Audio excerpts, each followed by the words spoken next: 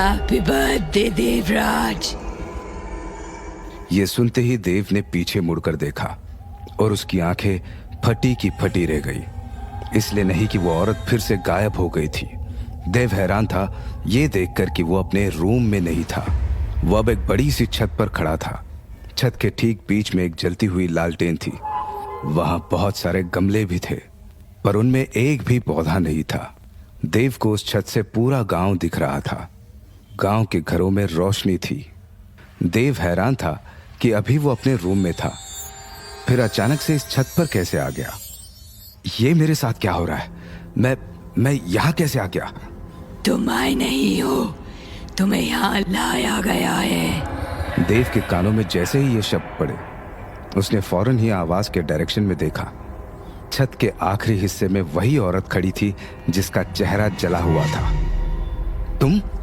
तुम फिर आ गई? आखिर कौन हो तुम और चाहिए क्या तुम्हें?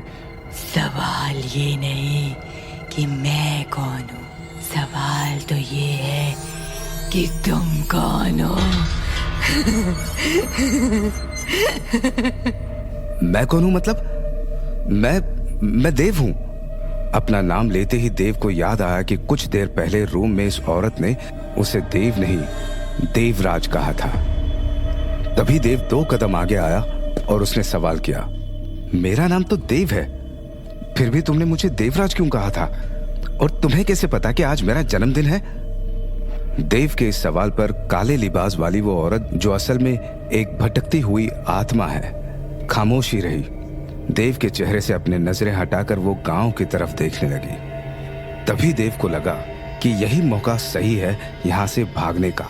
लेकिन जैसे ही देव छत से नीचे जाने वाली सीढ़ियों की तरफ मुड़ा, उसकी आंखों के सामने निखिल का कटा हुआ सर आ गया और देव के कदम फौरन ही रुक गए। इस औरत ने मेरे दोस्त को मारा है, मेरे जिगरी दोस्त को। मैं इसे नहीं छोड़ने वाला, ये चाहे जो भी हो, एक चुड़ैल, एक आत्मा, भूत या प्रेत, जो भी है ये, निखिल का बदला तो मैं लेकर रहूंगा। देव ने मन ही मन खुद से कहा और फिर आगे बढ़कर उसने छत के ठीक बीच में रखी लालटेन को उठा लिया। लालटेन जल रही थी। देव को यकीन था कि उसकी आग से ये चुड़ैल खत्म हो जाएगी। लालटेन उठाकर देव जैसे ही उस औरत की तरफ बढ़ा, वो बोली, मुझे माफ करना, मैंने तुम्हें डराया और तुम पर हमला भी किया। पता नहीं अचानक से मुझे क्या हो जाता है जो मैं नहीं होना चाहती, अचानक से वही बन जाती हूँ। पागल, एकदम पागल।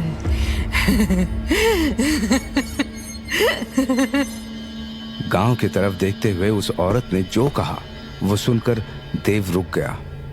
उसका दिल जोरों से धड़कने लगा। उसका गला अचानक से सूख गया और हाथ से छूटकर नीचे गिर गई लालटेन। ये सब तो उस चुड़ैल ने भी कहा था जो मुझे अपने साथ ले जाना चाहती थी। तुम वही चुड़ैल हो? वृंदा, मेरा नाम वृंदा है। अगर दोबारा मुझे चुड़ैल कहा तो उसका अंजाम बहुत बुरा होगा, याद रखना देवराज। देव की तरफ पूरे गुस्से से देखते हुए वृंदा ने तेज आवाज में कहा। गुस्से से भरी वृंदा की तेज आवाज सुनते ही देव को भी एकदम से गुस्सा आ गया। वो भागकर वृंदा के पास आ गया और उसकी गर्दन पकड़कर बोला, चली जा हमारी जिंदगी से, भूल मत हम क्या क्या कर सकते हैं। देवराज हैं हम, देवराज। देव का ये रूप देखकर वृंदा मुस्कुराने लगी। अचानक ही देव पीछे हट गया। उसे समझ नहीं आया कि अभी उसने जो किया वो सब क्या था। मैंने ये सब मुझे नहीं पता। कैसे मैं?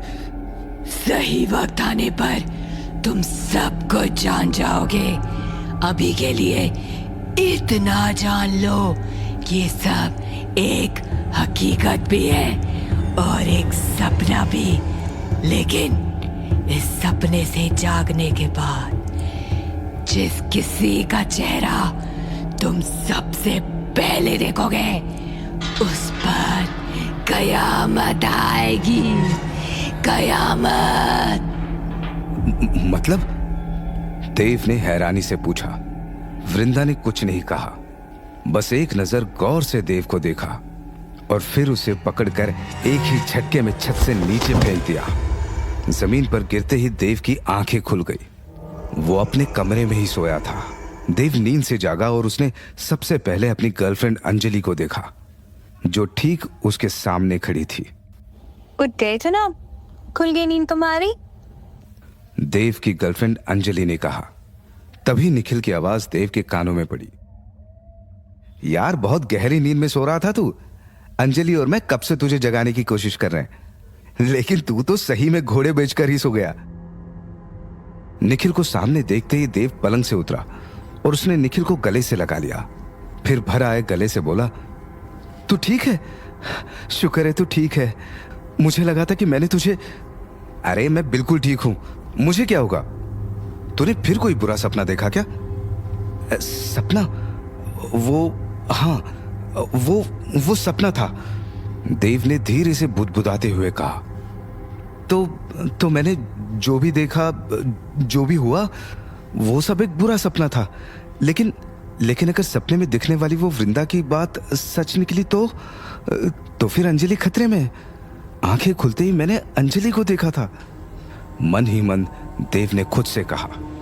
देव को अब घबराहट हो रही थी। तभी अंजलि ने उसका हाथ पकड़ा और उसे पलंग पर वापस बैठा दिया। अब सपने को भूल जाओ और हकीकत पर ध्यान दो, अंजलि ने कहा। हकीकत? अंजलि की तरफ देखते हुए देव ने हैरानी से कहा।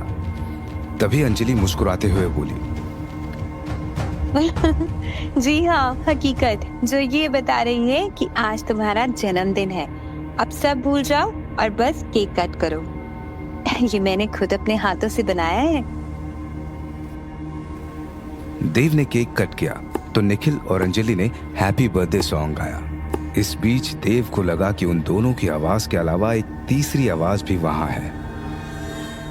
ये वृंदा की आवाज थी, जो देव को सपने में दिखी थी। देव ने पूरे कमरे में नजर दौड़ाई, लेकिन वृंदा उसे कहीं नहीं दिखाई दी। क्या हुआ देव? अंजलि ने पूछा। कुछ नहीं, वो मुझे लगा। देव अपनी बात पूरी करता कि तभी उसका फोन बजा। देव की मां कल्याणी का कॉल था। देव ने फौरन फोन उठाया और कमरे से बाहर चला गया। मां, प्रणाम, कैसी हैं आप? कॉल उठाते ही देव ने कहा, मैं एकदम ठीक हूँ। तुम्हें जन्मदिन की बधाई देने के लिए फोन किया है। आज 25 बरस के हो गए हो तुम। ये जन्मदिन खूब मुबारक रहे और हमेशा खूब खुश रहो। थैंक यू मां, देव ने कहा। फोन की दूसरी तरफ अपने कमरे में बैठी कल्याणी को देव की आवाज से फौरन ही अंदाजा हो गया था कि कुछ गड़बड़ है। देव की आवाज में रोज की तरह खुशी नहीं थी। कल्याणी को खुशी की जगह परेशानी सुनाई दी। वो समझ गई कि देव किसी कारण परेशान है। वहाँ सब ठीक है ना देव? तुम परेशान लग रहे हो। कोई बात है तो तुम बता सकते हो मुझे। नहीं माँ, कोई परेशानी नहीं है, ठीक हूं मैं। देव ने झूठ बोल दिया। कल्याणी अपने बेटे के झूठ को भांप गई। अंजलि से झगड़ा हुआ क्या? नहीं माँ, वो बस मैं थोड़ा थका हुआ हूँ, इसलिए मेरी आवाज से आपको ऐसा लगा होगा, लेकिन सब ठीक है यहाँ। देव ने जो कहा वो सुनकर भी कल्याणी के मन को तसल्ली नहीं हुई। उन्होंने जोर देते हुए फिर से पूछा कि वो किसी परेशानी में तो नहीं है। इस बार देव अपनी माँ से झूठ नहीं बोल पाया। उसने कल्याणी को सब सच सच बता दिया। जॉब का जाना भी और काले लिबास वाली औरत का सपने में आना भी। देव उसका नाम भी अपनी माँ को बता देना चाहता था, लेकिन फिर भी उसने नहीं बताया। 15 बरस पहले जिस चुड़ैल से देव को छुटकारा मिला था, वो लौट आई है। ये जानकर कल्याणी के पैरों तले जमीन खिसक गई। उस चुड़ैल के कहे शब्द कल्याणी के कानों में एकदम से गूंजने लगे। कल्याणी, मैं आऊंगी, वापस आऊंगी मैं और ले जाऊंगी तेरे देव को अपने साथ, अपनी दुनिया में, हमेशा के लिए। और जब ऐसा होगा तब ना तू कुछ कर पाएगी और ना तेरा ये पुजारी बाबा कुछ कर पाएगा। कल्याणी ने बड़ी मुश्किल से खुद को संभाला और फोन के दूसरी तरफ मौजूद देव से बोली, तो घर आ जा देव, तो बस घर आ जा। देव कुछ कहता उससे पहले ही कल्याणी ने घबराते हुए आगे कहा, तूने रक्षा कवच तो पहना हुआ है ना? जब तक रक्षा कवच तेरे गले में है तो खतरे से दूर है।